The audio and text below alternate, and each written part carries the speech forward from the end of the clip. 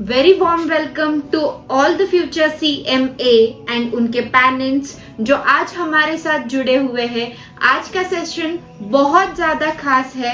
मैं CA Yashashree Bhandari, practising chartered accountant, जो आज आपके लिए लेकर आई हूँ ना कि प्लेन स्ट्रैटेजी, ना कि प्लेन स्टडी प्लान, एक रियल सक्सेस स्टोरी।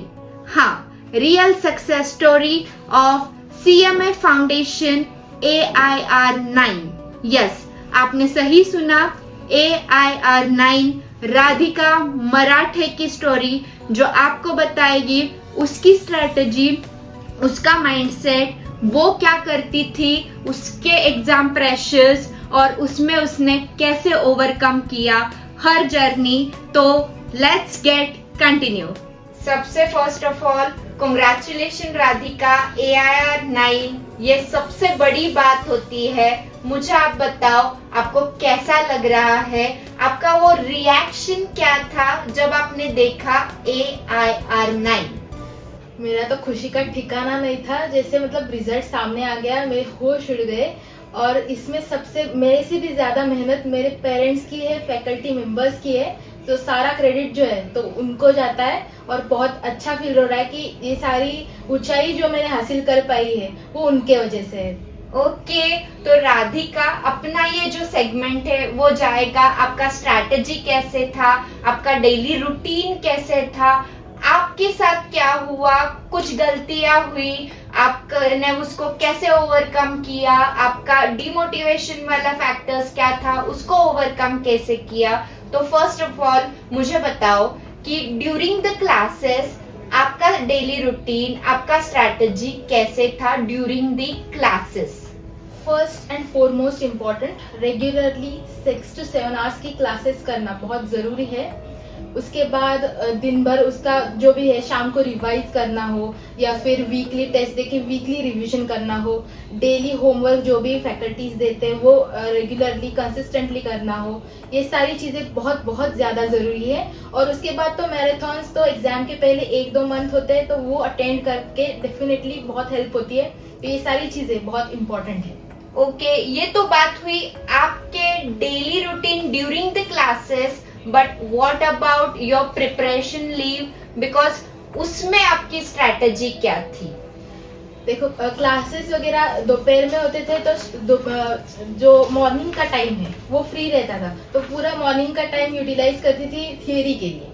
फिर उसके बाद इवनिंग प्रैक्टिकल सब्जेक्ट्स जैसे अकाउंट्स हो गया या मैथ्स हो गया, तो उसके लिए वो इवनिंग वाला स्लॉट रखा था। और नाइट को एक बार सब दिन भर में जो भी कुछ किया है उसे गो थ्रू करना, ब्रशअप करना, फिर सो जाना। ओके, तो मुझे बताओ कि did you follow that fix time table या फ्लेक्सिबल प्लान होता था? फिक्स्ड या हार्ड एंड फास्ट करते हैं ना तो बोर होने लग जाता है। तो इसलिए मेरा स्ट्रेटेजी हमेशा यही था कि मैं फ्लेक्सिबल रखूंगी, पर जो भी डेली का टारगेट सेट किया है वो अचीव करके ही सोना है। उससे पहले मतलब रखना ही नहीं है वो बाजू में, वो करना है खत्म, और उसका उस दिन का वो जो टारगेट है वो अचीव होना ही चाहिए। ये discipline is most important, discipline over we can say stringent your time table. Okay, मतलब यहाँ पे आपको समझ में आता है कि टाइम टेबल फिक्स नहीं हुआ तो भी चलेगा, बट डेली टारगेट्स आपके अचीव होने ही चाहिए। मुझे बताओ, आप जब ये टारगेट सेट करते थे, क्या आप सिंगल सब्जेक्ट उठाते थे या मल्टीपल सब्जेक्ट? कैसा रहता था वो सब्जेक्ट का आपका सीक्वेंस? कभी कभी बहुत ज्यादा अगर टाइम है तो मल्टीपल सब्जेक्ट्स ही बहुत ज्यादा अच्छा रहता है, क्योंकि फिर बोर नहीं होता है। क्योंकि एक सब्जेक्ट हमने 1-2 घंटे पढ़ भी लिया तो बोर होने लग जाता है। इससे अच्छा है मल्टीपल सब्जेक्ट्स रखो, थोड़ा थियरी करो, थोड़ा प्रैक्टिकल करो। तो मैं भी वैसा ही करती थी, पहले थोड़ा अकाउंट्स कर लिया, फिर बोर हो रहा है तो थोड़ा मैथ्स कर लूंगी या लॉ कर लूंगी। तो ऐसा करके हो जाता है, फिर वो बोर्डम नहीं आता है। ओके, मतलब बोर्डम नहीं होना चाहिए, आपका चटपटा डेली रूटीन होना चाहिए, मिक्स होना चाहिए, बट ज्यादा भी मिक्स नहीं, थोड़ा बहुत चलेगा, है ना? करेक्ट। ओके, तो ये हुआ आपका daily routine, but what about your classes का एक्सपीरियंस? मुझे बताओ, क्लासेस कितने इम्पोर्टेंट थे, आपका फैकल्टी का गाइडेंस कितना इम्पोर्टेंट था ये सारे जर्नी में? देखो ये CMA की जो जर्नी है ना बहुत ब्यूटीफुल और लॉन्ग जर्नी है। तो उसमें सिर्फ रजिस्ट्रेशन करने के बाद वे वर्ड की तरह तैयारी करके ओरली हो जा रहा है या लिख के हो जा रहा है, खुद का खुद हो जा रहा है, ऐसा हो नहीं पाता है बहुत बार। तो एक डायरेक्शन मिलने के लिए फैकल्टी क्लासेस होना बहुत जरूरी है। जैसे मेरे अग्रवाल क्लासेस के फैकल्टीज बहुत ज्यादा सपोर्टिंग थे, उनका अनवेवरिंग गाइडेंस था, सपोर्ट था। बहुत कुछ भी डाउट हो तो वो उधर का उधर वो क्लियर करके देते थे। तो ये जो है ना वो बहुत जरूरी होता है, क्योंकि हमें अगर खुद एग्जाम की प्रिपरेशन करें तो डाउट्स आते हैं तो हम वो पोस्टपोन कर देते हैं, क्योंकि कुछ पूछने के लिए कोई होता नहीं है सामने, तो कुछ कोई ना कोई होना चाहिए। इसकी वजह से classes is very important. Okay, अभी आपने डाउट्स का ये निकाला टॉपिक, तो मुझे पूछना है आप डाउट्स कैसे हैंडल करते थे? जैसे यहाँ के फैकल्टीज प्रशांत सर हो, वेंकटेश सर हो, तो अकाउंट्स के, मैथ्स के सारे जो डाउट्स है, प्रैक्टिकल सब्जेक्ट्स में ज्यादातर डाउट्स आने के चांसेस होते हैं, क्योंकि थियरी तो हम जितना दिया है वो पढ़ के एग्जाम में कर लेते हैं पास, पर प्रैक्टिकल में डाउट हो तो वो एग्जाम तक रहना नहीं चाहिए, पहले ही खत्म हो जाना चाहिए। इसलिए वो जो भी है उस दिन में जब डाउट आया तब भी पूछ लिया, नहीं तो फिर कॉल या मैसेज करके व्हाट्सएप पे भी हो जाता है आजकल, तो वैसा करके क्लियर करना है। सिली डाउट होना तो भी चलेगा, पर पूछना जरूर है, ओपन अप होना है। डाउट एग्जाम पेपर तक लेकर नहीं जाना है ना? एब्सोल्युटली।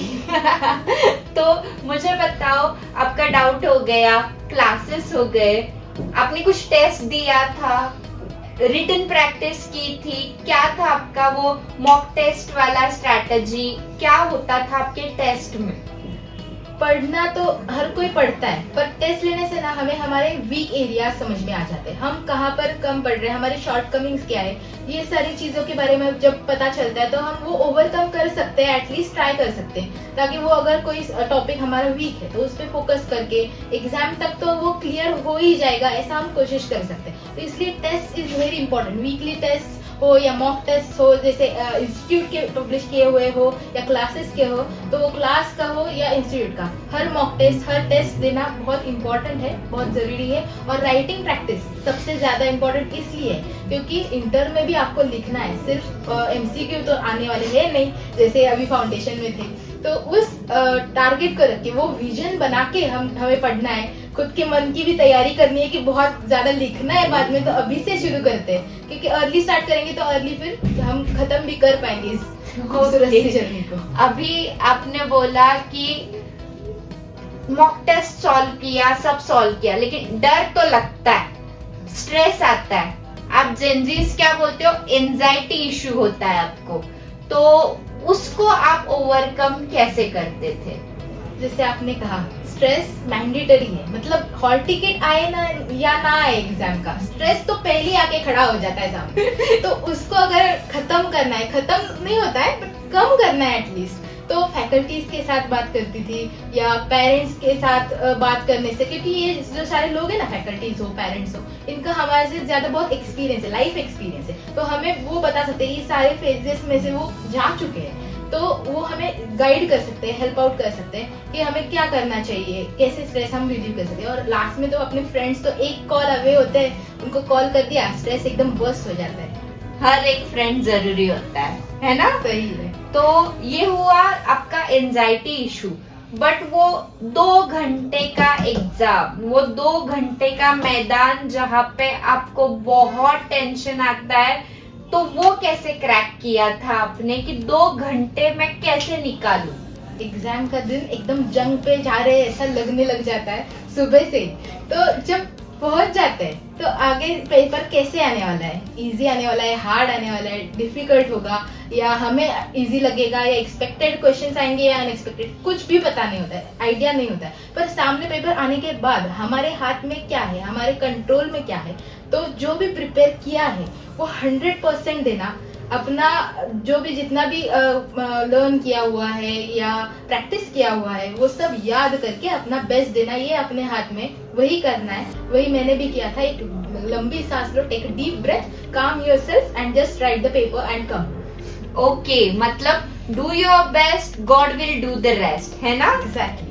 ओके, अभी मुझे बताओ, what is your biggest learning during the all this that CMA foundation preparation to AIR 9 तक का?